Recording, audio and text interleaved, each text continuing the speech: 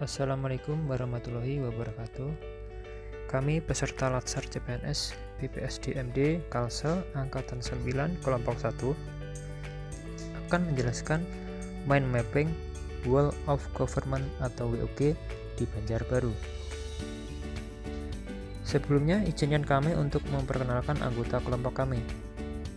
Yang pertama, Rahmi Mulyani SPD sebagai ketua kelompok. Yang kedua, Maya Dewi Setioningsi SPD. Yang ketiga, Dwi Ika Mufitarini SPD. Yang keempat, Novi Atina Wijayanti ST. Yang kelima, Anggi Faulita. Yang keenam, Dedik Irawan SPD. Yang ketujuh, Lisa Rizliana SPD.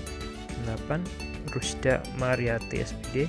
9, Farida Hainur SPD. Dan yang ke-10, Usman SPD.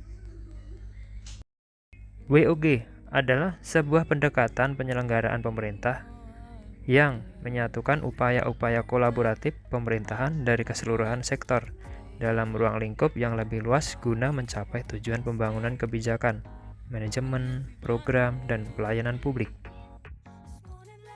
World of Government atau biasa disingkat dengan WOG adalah sebuah pendekatan penyelenggaraan pemerintahan yang menyatukan upaya-upaya kolaboratif pemerintahan dari keseluruhan sektor dalam ruang lingkup yang lebih luas guna mencapai tujuan pembangunan kebijakan, manajemen program, dan pelayanan publik.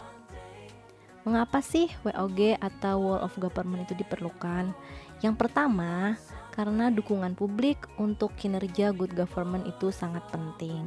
Kemudian adanya keberagaman di dalam pemerintahan itu sendiri. Dan yang ketiga adalah pesatnya perkembangan teknologi dan informasi. Berikutnya adalah jenis pelayanan publik, yaitu pelayanan administratif, pelayanan jasa, pelayanan barang, dan pelayanan regulatif.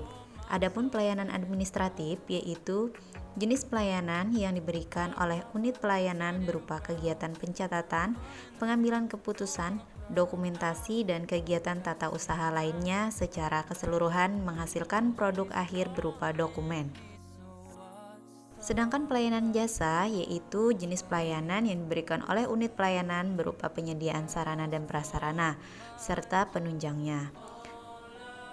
Pengoperasiannya berdasarkan suatu sistem pengoperasian tertentu dan pasti. Produk akhirnya berupa jasa yang mendatangkan manfaat bagi penerimanya secara langsung dan habis terpakai dalam jangka waktu tertentu. Jenis pelayanan publik yang berikutnya yaitu pelayanan barang. Pelayanan barang yaitu jenis pelayanan yang diberikan oleh unit pelayanan berupa kegiatan penyediaan dan atau pengolahan bahan berwujud fisik termasuk distribusi dan penyimpanannya kepada konsumen langsung sebagai unit atau individu dalam satu sistem. Yang berikutnya adalah pelayanan regulatif, yaitu pelayanan melalui penegakan hukum dan peraturan perundang-undangan maupun kebijakan publik yang mengatur sendi-sendi kehidupan masyarakat. Pola pelayanan publik ada 5. Yang pertama, pelayanan satu atap, kemudian yang kedua pelayanan satu pintu, kemudian yang ketiga pelayanan teknis fungsional, kemudian yang keempat pelayanan elektronik, kemudian yang kelima pelayanan terpusat. Yang pertama, pelayanan satu atap, yaitu pola pelayanannya dilakukan secara terpadu pada satu instansi pemerintah yang bersangkutan sesuai kewenangan masing-masing. Kemudian pelayanan satu pintu yaitu pola pelayanan masyarakat yang diberikan secara tunggal oleh suatu unit kerja pemerintah berdasarkan pelimpahan wewenang dari unit kerja pemerintah terkait lainnya yang bersangkutan.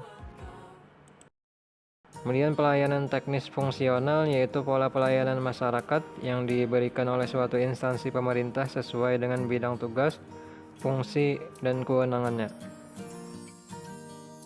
Pelayanan elektronik adalah pelayanan yang menggunakan teknologi informasi dan komunikasi yang merupakan otomasi dan otomatisasi pemberian layanan yang bersifat online sehingga dapat menyesuaikan diri dengan keinginan dan kapasitas pelanggan. Kemudian pelayanan terpusat adalah pelayanan masyarakat yang dilakukan oleh suatu instansi pemerintah yang bertindak selaku koordinator terhadap pelayanan instansi pemerintah lainnya yang terkait dengan bidang pelayanan masyarakat yang bersangkutan.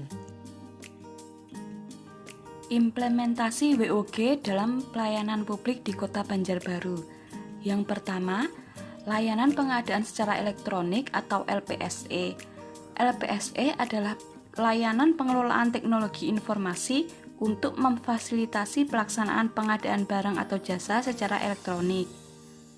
Yang kedua, Intan BCB Pelayanan Perizinan Terpadu Satu Pintu. Pelayanan perizinan terpadu satu pintu merupakan layanan dalam pengurusan izin secara online oleh Dinas Penanaman Modal dan Pelayanan Terpadu Satu Pintu atau yang bisa disingkat dengan DPM-PTSP Kota Banjarbaru.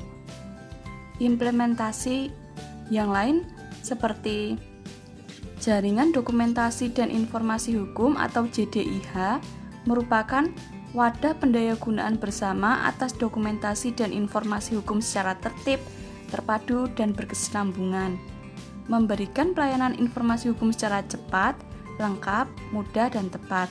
Selain itu, juga sekaligus sebagai sarana penyebarluasan atau publikasi produk-produk hukum daerah. Yang keempat, Lapor. Lapor merupakan aplikasi yang diperuntukkan sebagai kanal pengaduan masyarakat terhadap pelayanan publik pemerintah, baik pemerintah pusat maupun pemerintah daerah. Selanjutnya, implementasi WOG dalam pelayanan publik di Kota Banjarbaru adalah S-Akib. S-Akib adalah Sistem Akuntabilitas Kinerja Instansi Pemerintah. S-Akib merupakan integrasi dari sistem perencanaan, sistem penganggaran, dan sistem pelaporan kinerja yang selaras dengan pelaksanaan sistem akuntabilitas keuangan. PPID. PPID adalah Pejabat Pengelola Informasi dan Dokumentasi, di mana PPID berfungsi sebagai pengelola dan penyampai dokumen yang dimiliki oleh badan publik sesuai dengan amanat Undang-Undang Nomor 14 Tahun 2008 tentang keterbukaan informasi publik. Dengan keberadaan PPID, maka masyarakat yang akan menyampaikan permohonan informasi lebih mudah dan tidak berbelit karena dilayani dengan satu pintu. SIMPEK. SIMPEK adalah Sistem Informasi Manajemen Kepegawaian. SIMPEK merupakan sebuah sistem yang terpadu, meliputi pendataan pegawai, pengolahan data, prosedur, tata kerja, sumber daya manusia, dan teknologi informasi untuk menghasilkan informasi yang cepat, lengkap, dan akurat dalam administrasi kepegawaian. Adapun manfaat atau kegunaan SIMPEK adalah dapat melihat, mengedit, dan mencetak biodata masing-masing PNS pada setiap unit kerja. Kemudian dapat membuat dan mencetak daftar nominatif setiap unit kerja, membuat dan mencetak DUK setiap unit kerja, membuat dan mencetak statistik pegawai setiap unit kerja berdasarkan jumlah pegawai, jenis kelamin, status kepegawaian, agama, golongan, pendidikan, jabatan, diklat, dan batas usia pensiun. Membuat dan mencetak daftar penjagaan pensiun, KGB, dan kenaikan pangkat reguler. Dan yang terakhir adalah sebagai media penyimpanan arsip elektronik masing-masing pegawai. Implementasi Whole of Government dalam pelayanan publik di Kota Banjarbaru adalah pantau CCTV. Layanan ini merupakan inovasi dan terobosan elektronik government yang dimiliki oleh pemerintah Kota Banjarbaru. Inovasi ini berupa kamera pengintai yang sudah terpasang di sejumlah sudut Kota Banjarbaru. Dengan mengakses alamat website pantau CCTV, warga dapat memantau dan melihat kondisi Kota Banjarbaru dan sekitarnya secara langsung. Laman tersebut tak hanya bisa dibuka melalui komputer, namun bisa juga dilakukan dari ponsel pintar. Beberapa titik CCTV yang bisa dipantau secara real time diantaranya adalah Taman Gembira, Taman Mawar, KFC, dan beberapa tempat lainnya yang ada di Banjarbaru. Implementasi Whole of Government dalam pelayanan publik di Kota Banjarbaru berikutnya adalah aplikasi Cangkal yang dimiliki oleh Polres Banjarbaru. Cangkal merupakan kependekan dari Cegah Kejahatan dan Gangguan Kamtibmas. Tujuan Polres Banjarbaru membuat aplikasi ini adalah agar masyarakat di Kota Idaman merasa aman dan terjaga kapanpun dan dimanapun berada. Aplikasi ini juga memberikan pelayanan dalam pembuatan SKCK, perpanjangan SIM, dan beberapa pelayanan lainnya. Adapun implementasi WOG dalam pelayanan publik di Kota Banjarbaru selanjutnya yaitu SIGIO, di mana aplikasi Sistem Informasi Geospasial atau SIGIO merupakan aplikasi yang dapat mengolah informasi geospasial berupa penitikan koordinat atas suatu objek, dalam hal ini objek PBB, yang outputnya dapat menampilkan posisi atau letak objek PBB secara visual melalui peta PBB.